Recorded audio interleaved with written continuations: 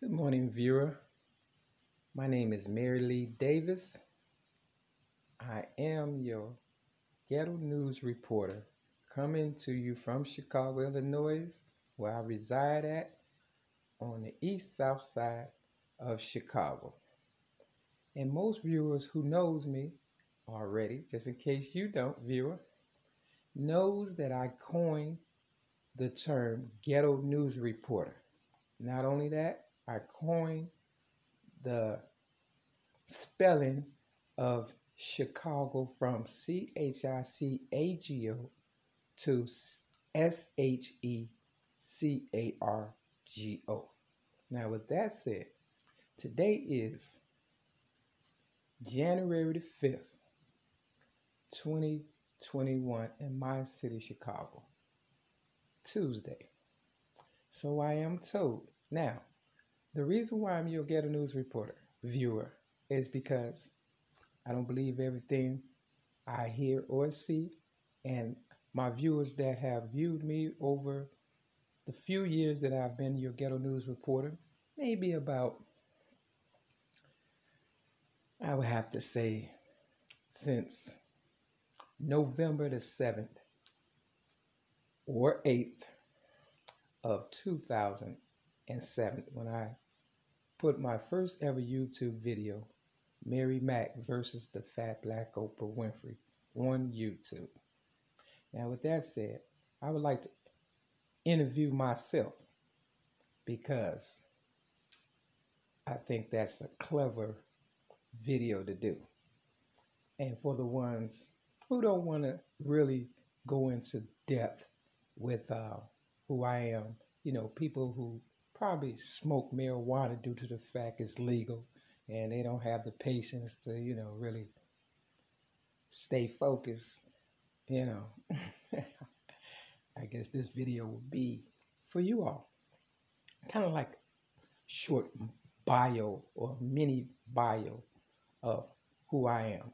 Kind of real short version. Kind of like a cheat sheet. All right, let's get going. Like I said, my name is Mary Lee Davis. I was born in my city, Chicago, at Jackson Park Hospital on May 25th, 1967.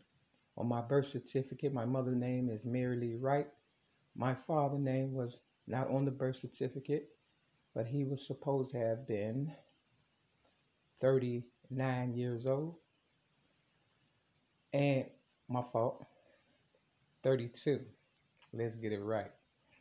He was 32 years old, and my mother, Mary Lee Wright, was 39 at the time. Now, I don't understand why her name, was Mary Lee Wright, and my name is Mary Lee Davis. Long story short, as you can tell, I probably don't know a lot about my family, right? Definitely about, my father. You understand what I'm saying? So this video is going to be just as interesting to you as it is to me doing it. Now, with that said, I grew up kind of like in the system, a foster child after about 2 months of age. My mother had 5 children. I am the baby. I was named after her regardless of the surname. And because I don't know exactly a lot about my mother, I would like to put a, hyphen between the Mary and the Lee to make us kind of like separate, because I don't know her motives of giving me up. Was it criminal? Was it spiritual? Was it divine intervention? Was it because she really was a neglectful person? Because, I am a victim of child abuse, or was it she just couldn't take care of me any longer? Either way, I still had a strong bond from my mother. I felt as if she didn't kill me and she named me after her, she must have felt something for me. So I never held my mother, truthfully speaking, you understand what I'm saying, on my behalf. You understand what I'm saying? Responsible for the things that happened to me in life, which were a whole lot of bad things and that I care not to, discuss in this video. basically, I just would like to give you, the short version of my life. I was in and out of foster homes. At the age of 6, I was in the Chicago Sun-Times newspaper for being a child abuse victim in 1973. I went to live with another family, a foster family, after telling my casework at the age of 6 that I was being abused, and another foster home in whom I don't believe were my parents. Long story short, or I should say family. Long story short, when I stood up for myself at the age of 6 in 1973, I was rescued from that family who was abusing me. I later found out in life that the family that was abusing me only lost a license to care for, DCFS victims, or, children that were not their own. At the time, I have to say this, I was with Catholic Charities agency that took care of abandoned children. And then I went on to another agency called DCFS, Department of Children and Family Services. I tried my best to get along growing up, but I found myself, as you can tell, I'm not educated like most people, who has family. Not saying it's an excuse. I'm just saying I'm doing the best that I can, and I hope you bear with me. I never went to kindergarten, or, I went to grammar school for about maybe a year or so. James Madison Elementary School on 74th and Dorchester in my city, Chicago. Some things transpired. They had me in a, what would you call a class for slow learning people, I thought I was advancing until I got around people who were supposed to be smarter than me, and they kept picking on me during recess or picking with me during recess, because I did leave the slow learning class and enter into, a math class. And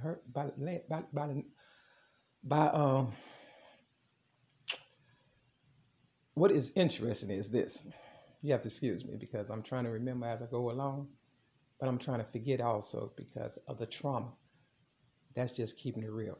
I was in one class with normal people, children or whatever, and it was a math class. Her name was Miss Lee. She kind of gave me, some courage to, try to be smart as I could or whatever, right? So I went to recess one time though, and, I got picked on, and, so school didn't work out for me. And as a result, my behavior started, how would I say,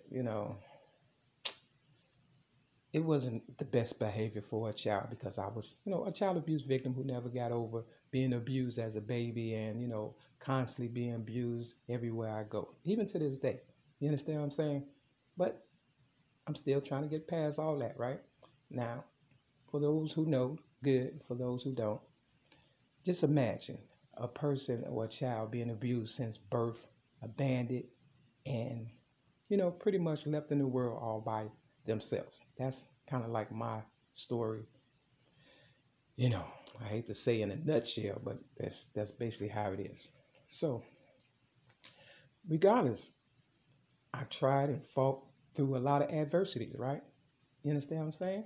I would go places, and the worst places they would put me in, I would advance some kind of way, whether it was on a psych ward, or, in a camp, or, in a group. I may have made mistakes along the way, but towards the end, I became something like a phenomenon.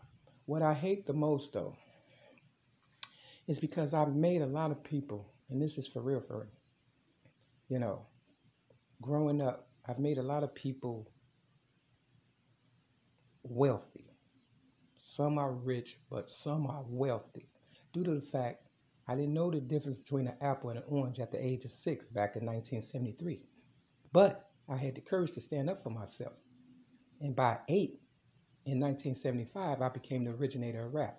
Now, unbeknownst to me, I didn't know how cutthroat the world really is. But, you know, we all know how the world really is, for real. And me being a streetwise person, I definitely know, because I've sold general merchandise. I've avoided selling drugs and things of that nature because, you know, I feel like this. If I've been abandoned and abused, I'm not trying to abuse other people. And I don't want that stereotype, you know, image put on me. But did I avoid all that? No, because like I said, I made a lot of people wealthy. A lot of people, if I were to name their names, they would not acknowledge me like they haven't acknowledged me now. And the fact that if it wasn't for my story, you got to remember, I was in the Chicago Sun-Times newspaper at the age of 6 in 1973. Now you may say, well, a lot of people been in, but I am different, whether you believe it or not. I might not sound like it to you, but when I write, it's something like a phenomenon. When I do things, it's like, where's all this coming from? When they try to label me and call me crazy, they be like, she's not crazy, so we have to let her go. You understand what I'm saying? You see where this is going? So, if I want you, viewer, to know anything about me, I'm interviewing myself to give you, the viewer, if you can understand where I'm coming from, a better understanding of how far I've come in life. And for me to be able to stand up on my own 2 feet and know and look in this camera and realize how far I've come in life in spite of the adversities and the disappointments and people robbing, trying to kill me. And, you know, I got my GED. Some people call it a good enough diploma. I call it God elevating dummies. God elevating dummies. You know, real talk. Am I a dummy to this day? Nope. I think I'm brilliant, smart, intelligent, a survivor, resilient. You understand what I'm saying? If people don't understand none of that, then they don't understand how far they've come in life. You understand what I'm saying? I might not be the look you're looking for or the orator that you want to hear, but the people who are streetwise and are still out there going through something because they have been abandoned and abused and left for dead, they identify with people like me.